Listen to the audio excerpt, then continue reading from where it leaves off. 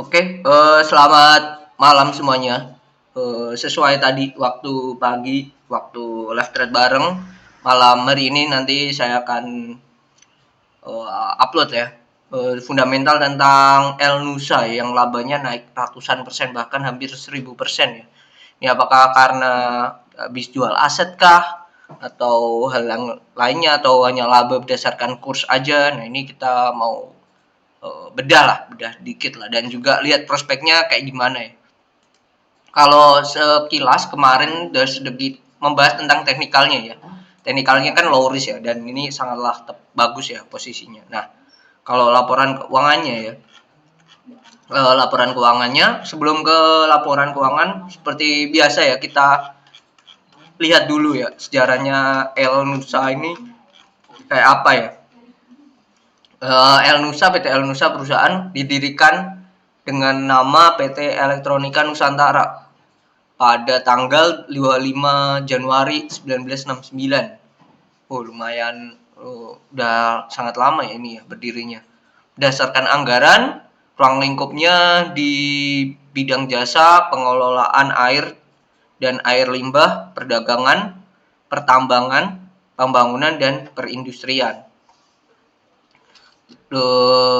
Kantornya ada di Geraha El Nusa lantai 16 Jalan TB Simatupang, Jakarta Selatan. Beroperasi sejak secara komersial di bulan September 1969. Nah, entitas induknya perusahaan PT Pertamina Hulu Energi, berarti ini bisa dikatakan cucu perusahaan dari Pertamina ya. Dan ini ya berarti BUMN.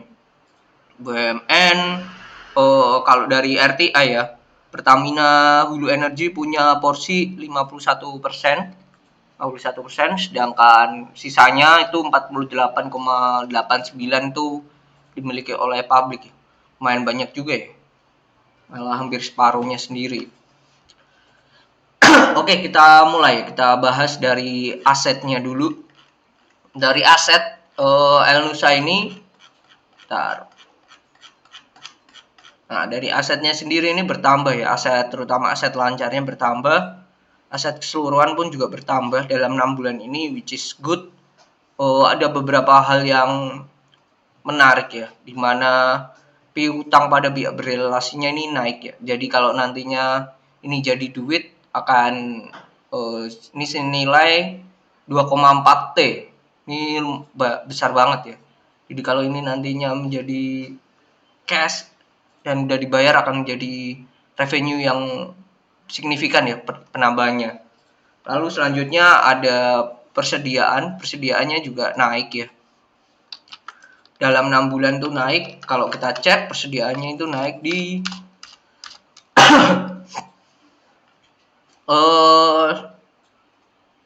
bahan baku naik, barang dalam proses turun dikit, barang jadi sama, barang kebutuhan proyeknya naik ya, barang kebutuhan proyek yang naik sangat signifikan ya.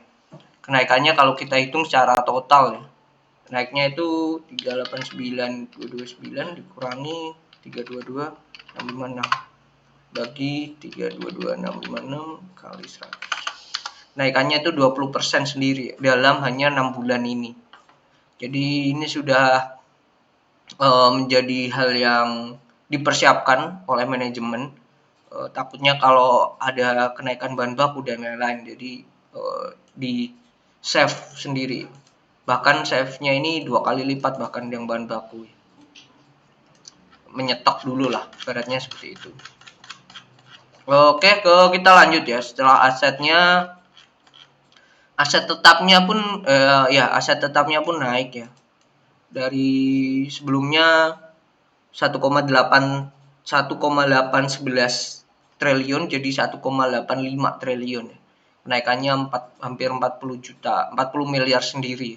Kenaikannya sangat signifikan, sangat besar ya ini.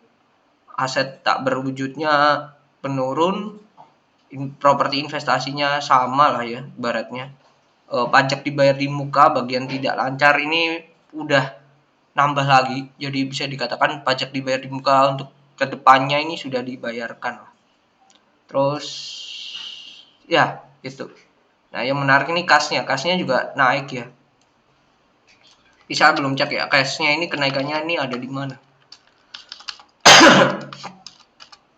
Kasnya ini naiknya ada di rupiah turun, kas di rupiah ya kas di rupiah turun ya. Sedangkan kas di dolar, nah kas di dolar ini bertambah ya, terutama di Maybank, Bank Permata sebelumnya nggak ada ya. Ya, IOB, Bank Mizuho juga naik ya. Terus di BNI ini juga naiknya sangat signifikan ya untuk ke kas dalam bentuk dolar sendiri ya. Hal ini hal yang bagus, berarti perseroan atau perusahaan Elnusa ini sudah mempersiapkan ya kalau nantinya The Fed naikin suku bunga dan pasti akan berefek ke nilai dolar yang akan naik ya. Proyeksi saya akan ke 15.500 sampai 16.000 gitu. Jadi ini hal yang menarik ya. Kalau melihat dolarnya sendiri itu totalnya mencapai 300, kalau kita bandingkan dengan total kasnya ya. Total kasnya masih banyak di rupiah ya. Karena rupiah 822 miliar ya, sedangkan di dolarnya sendiri itu hanya mentok di 300 miliar. 300 miliar. Depositonya hanya 105 tapi naik ya dibandingkan tahun lalu, dibandingkan akhir tahun ya. Naik dan tingkat suku bunganya tapi ini deposito dalam bentuk rupiah ya. Rupiah lagi ya. Oke, itu ya. So far kasnya oke ya, cuman porsinya banyak di rupiah ya tetap. Dari liabilitas atau hutangnya juga bertambah. Tambahan paling besar itu ada di beban akrual dan ya beban akrual dan liabilitas sewa ya. Ini yang utang jangka panjang yang jatuh tempo dalam waktu 1 tahun. Nah, ini liabilitas jangka panjang liabilitas sewanya ini bertambah ya. 223 miliar dari sebelumnya 71 miliar. Kenaikannya sangat signifikan. Tapi kalau kita total liabilitas jangka pendek berarti kan di bawah 1 tahun ini hanya 3T ya. 3T sedangkan total liabilitas total aset lancarnya itu 4,8 T. Masih oke ya, masih oke. Ya, cuman tidak oke-oke banget ya karena ini masih ketergantungan dengan pihak berelasi 2,4 T sendiri. Kalau 2,4 T itu cair terus ditambah uang kas dikit udah ketutup nih liabilitasnya. Oke, tapi ya ibaratnya kalau liabilitas dengan aset jangka pendeknya total liabilitas kita bandingkan dengan aset lancarnya. Kalau 1:10 saya bisa kasih poin 1 sampai 10 saya bisa kasih poin 6,5 lah. Dikatakan jelek juga enggak, dikatakan baik yang enggak baik-baik banget gitu. Karena masih ketergantungan dengan piutang pembayaran. Pembayaran dari pihak berelasi tadi yang hutang 2,4 T. Nah ini labanya ini naik yang sebelumnya 21 miliar sekarang 226 miliar. Kalau kita net profitnya ya, kalau kita hitung ya 226 3 kali kurangi 21066 dibagi 21066 kali 100, kenaikannya mencapai 974%.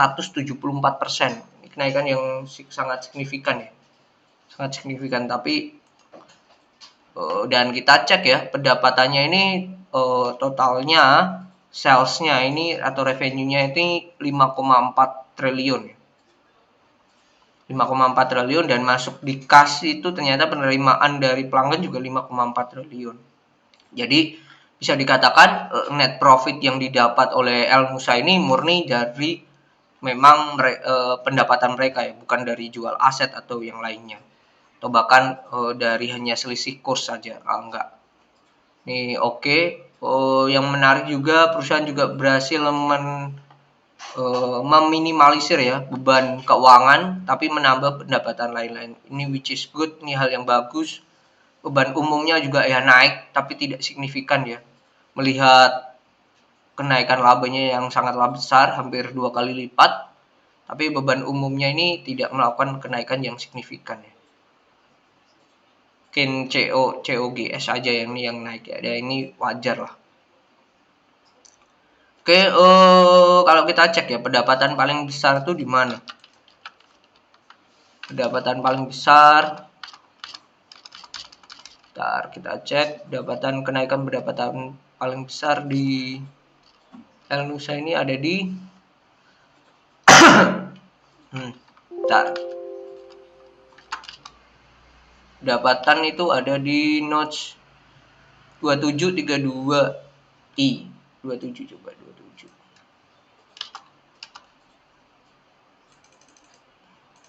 27. Kita cek di 27. Ini 28 berarti bentar. Nah, ini pendapatan. Pendapatannya ini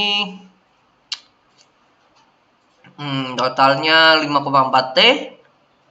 Jasa industri logistik energi ini totalnya, wow, ini yang paling naik ya, yang naik besar ya, karena totalnya itu senilai 1911 ditambah ini 1231, totalnya sendiri itu 3,1 triliun dari 5,4, berarti bisa dikatakan 58% sendiri ya, 58% dari total revenue-nya itu dari jasa distribusi dan logistik energi. Yang lainnya itu jasa hulu migas terintegrasi sama penunjang migas ya. Penunjang migas ini yang paling kecil ya. Tapi kalau kita bandingkan dari kuartal yang sama di tahun lalu, ini semuanya naik. Semuanya naik dan which is good, dan kebanyakan ini ke pihak ketiga, pihak berelasi. Dan ini pendapatan yang lebih dari 10% ya. Lebih dari 10% itu dari, ya kembali lagi, karena ini perusahaan anaknya perusahaan dari Pertamina, ya pasti pendapatannya dari Pertamina itu sendiri. Itu paling banyak itu dari Pertamina Patraniaga, lalu Pertamina IP, sama Pertamina Hulu Indonesia. Bahkan yang Pertamina Patraniaga ini sebelumnya itu di 2021 itu porsinya 0,2%, sekarang naik sangat signifikan sebesar 34,8%. Bahkan itu sebesar 1,8 T sendiri. 1,8 T. Nah, ini kemungkinan dia bagian nih logistik energi ya. Ini. Nah, pertanyaannya adalah, mampukah Elnusa ini tidak hanya tergantung sama perusahaan-perusahaan yang berkaitan dengan berelasi dan pihak ketiga ya. Itu kalau bisa mah perusahaan di luar ini juga ya. Atau memang Elnusa ini didesain, create memang digunakan untuk pemulus ya. Pemulus dari Pertamina itu sendiri. Nah, itu bisa jadi ya. Bisa jadi. Cuman kalau kayak gitu kan pasti akan ketergantungan dengan induknya dan anak perusahaannya dan lain-lain. Oke. Itu kalau dari Stockbit sendiri sekarang posisinya itu untuk Elnusa adalah Chartbit lagi. Posisi Elnusa itu ada di PI di angka 10,94. Ya, masih murah, dan PBV di bawah 1 itu. PBV di bawah 1. Dan secara year to date ini ini Ali ding. Sorry. Elsa. PI-nya bahkan di bawah 15, di bawah 10 ya. PI-nya 5, book value-nya 0,64. Sangatlah murah. Tapi harganya sudah naik banget. PI dan PBV-nya kecil banget karena selaras dengan kenaikan laba yang sangat signifikan ya di tahun ini. Bahkan labanya sampai Q2 ya, kalau ditotalkan ini baru net income-nya baru 226 miliar ya.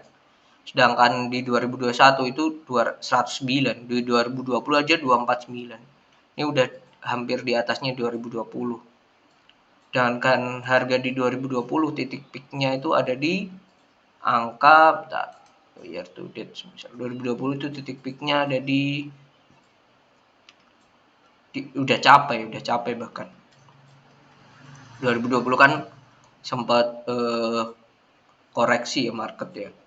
Mungkin di sini 500. Apakah El Nusa bisa ke 500? Sangatlah bisa ya. Dengan posisi harga sekarang 354 dan komoditas menurut saya akan naik nantinya dan berada di titik peak di 2023, bisa aja makin naik. Satu itu. Yang kedua juga faktor pengaruh global ya, dimana kemarin Rusia sempat mengancam ya negara-negara Eropa dia akan menstop pengiriman minyaknya ya.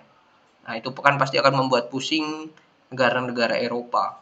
Negara-negara Eropa pasti akan mengambil alternatif ya. Bisa aja alternatif dari bahan bakarnya, bisa aja beralih ke batu bara, bisa juga alternatif negara pemasoknya. Dan itu bisa jadi sentimen positif untuk si perusahaan-perusahaan oil and gas di Indonesia. Oke, so far harga sekarang dikata murah, nggak murah-murah banget, tapi peluang upside-nya masih ada. Jadi kalau menurut saya pribadi ya saya 50-50 di sini ya. Tidak bisa mengatakan ini murah, tapi tidak bisa mengatakan juga ini mahal. Berada di tengah-tengah. Cuman yang perlu diperhatikan adalah ini perusahaan musiman sama dengan perusahaan batubara. Jadi kalau salah posisi beli ya bisa jadi pucuk gitu. Cuman melihat laba yang sangat signifikan, harusnya potensi harga di atas 400 ini sangatlah kuat ya untuk si Elsa ini. Ini tuh pembahasan Elsa untuk di hari ini.